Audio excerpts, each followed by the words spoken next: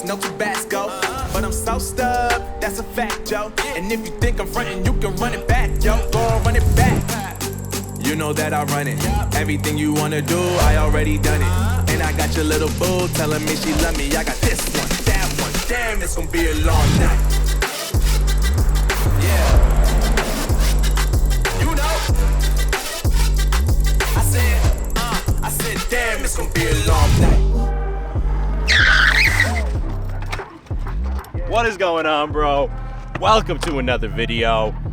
It's been a hot minute since the homie Dave has been in town. You've been locked down in Mexico, huh? Yeah, man, nothing but tacos and face masks. Anything with tacos you can't complain about, really. It's not a bad life down there, man. If y'all been following my channel for a while, then you've seen a lot of the homie Dave. Like, some of the first videos that I ever uploaded were with him.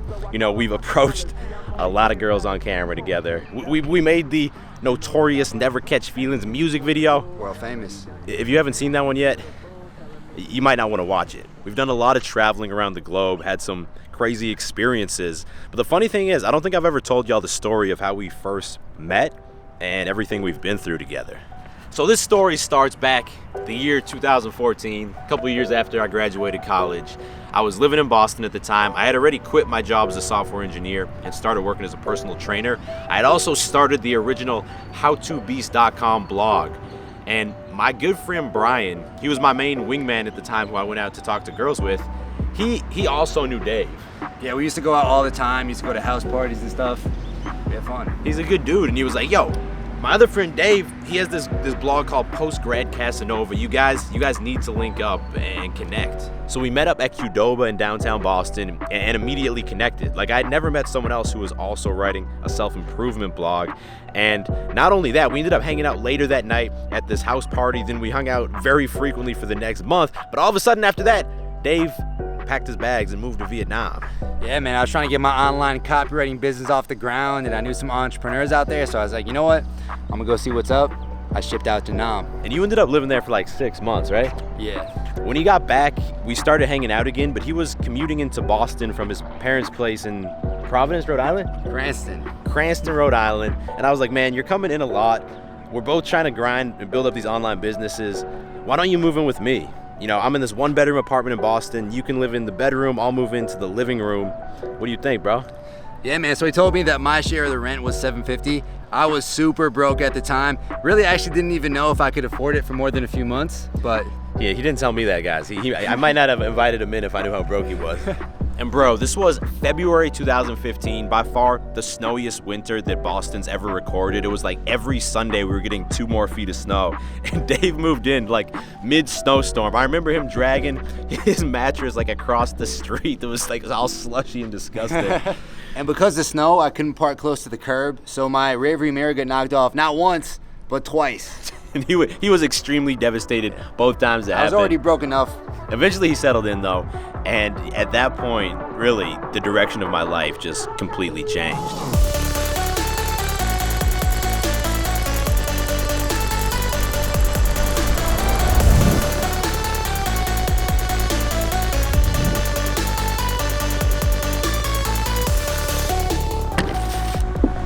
When the homie Dave's in town, y'all know what that means. It is time for some taco wars. He's a firm believer that the best tacos in the world can be found in Mexico.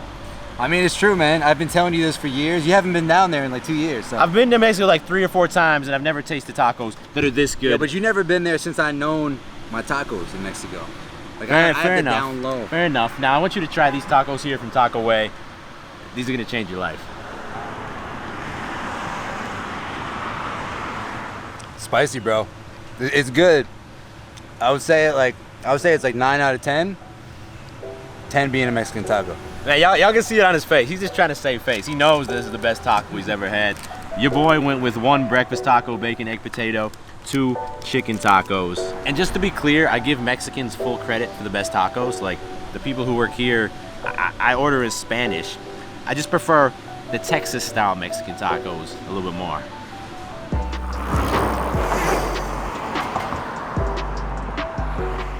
Now, y'all gotta realize, when Dave moved in with me, I was making some money from personal training at the gym, but I had also self-published a handful of ebooks on Amazon that had become bestsellers, so I was making some passive income there as well, and I was feeling pretty good about myself. Yeah, meanwhile, I was making a measly like $1,500 a month from copywriting, which is basically like writing sales emails for different companies. And while that might have been enough in Vietnam, it's a lot cheaper, it was nowhere near enough in Boston. Matter of fact, my rent was half of that. So that really lit a fire under my ass, not even just the rent, but living with Dave, because he was making some money.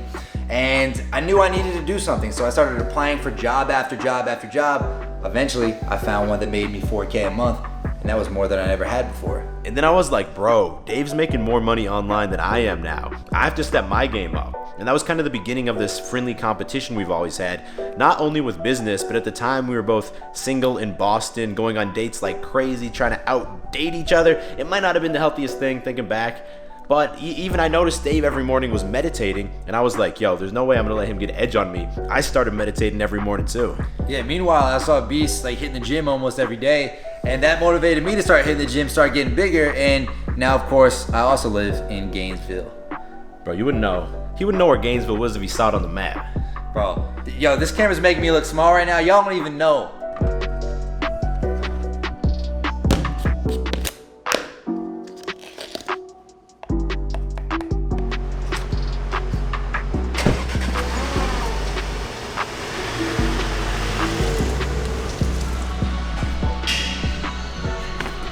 Speaking of Gainesville, we're here, bro. About to get a bicep workout in. We're about to get a pull workout in. A little back and biceps. You ready to go?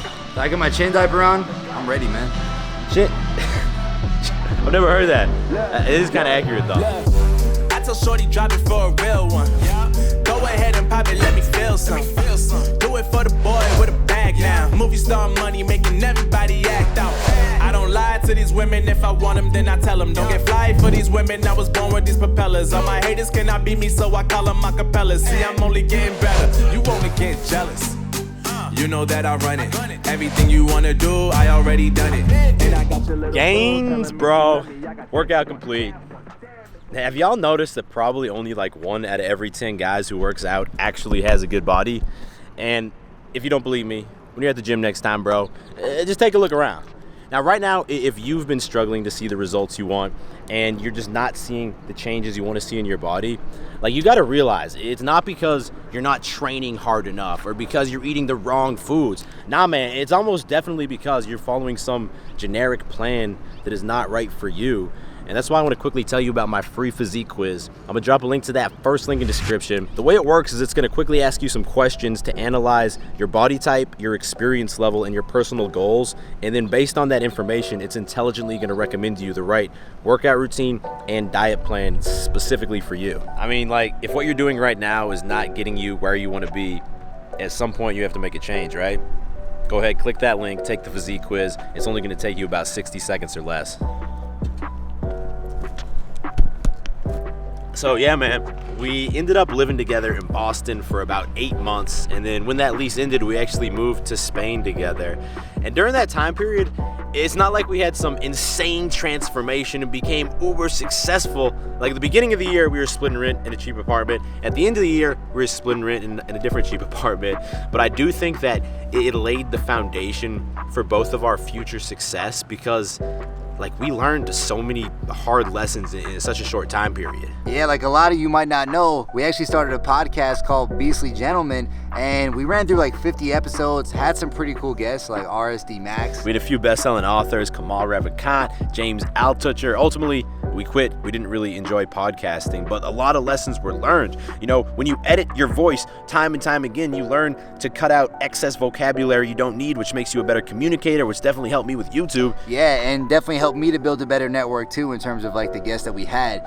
Another great thing was I actually wrote a book back when I was in Complete Failure. After learning a bit more from Beast, learning a bit more from each other, my next book sold 50,000 copies. Massive success. Even with dating, man, we were going on so many first dates, and we would share our failures with each other, which would allow us, not really to get depressed and bounce back, but also to get more and more confident with our dating lives. Honestly, I think if I had been going at it alone during that time period, I would have given up at some point, because when you're failing a lot with dating or with business and you're alone, that's very mentally challenging. But because we were on that journey together, we were able to kind of laugh off all the failure and just be like, all right, what are we going to try next? Yeah, instead of stagnating or giving up like a lot of guys do, we were able to fail forward and get a little bit better each time, making incremental progress. We got really good at figuring out what didn't work, so it became more and more obvious what would work.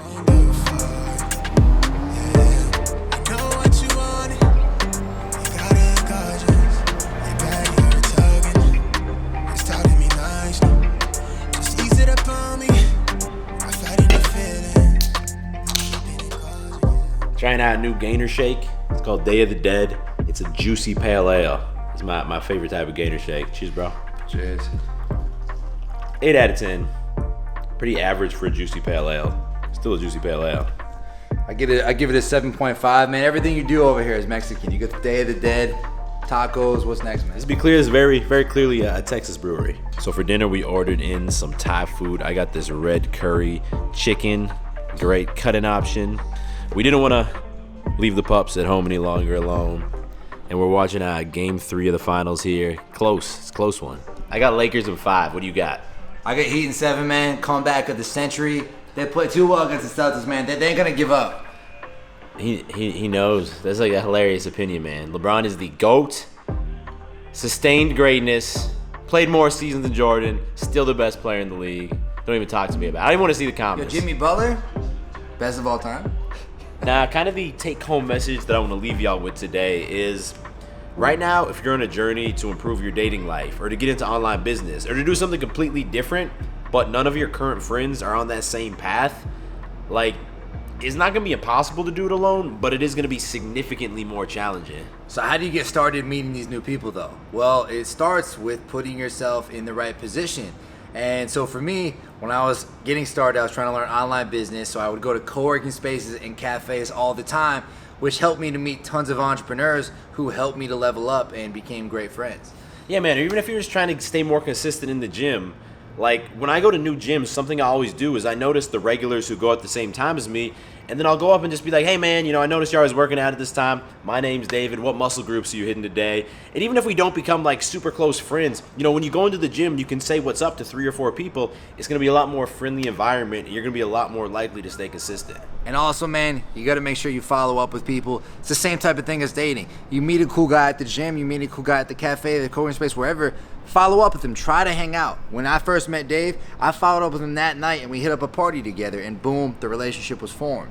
That all being said, we're going to wrap this video up right here. I'm also going to link the homie Dave's channel in the description. He puts out a lot of dope content on dating advice. Stay beastly and enjoy this freestyle rap. Give me a word. Hammer. Bam! I come down like a hammer. You a has-been. Who has bird. Donkey. Donkey, bitch. I'm on a horse looking down. You a donkey snitch. Houses. I'm building houses now. You looking small like a mouse right now. Head. You already know about that. Got your girl in the bag and she about that. Ooh, she about that. Alright, branch. You going out on a limb, running out of time, out of branches and stems. Brother. No, I ain't your brother, man. Yes, I am the other man, trying to make 100 grand. Smile. In a real quick minute, so I smile like I'm eating couple boxes of spinach. Education. I'ma educate you. 1 second quick, I'ma make it move.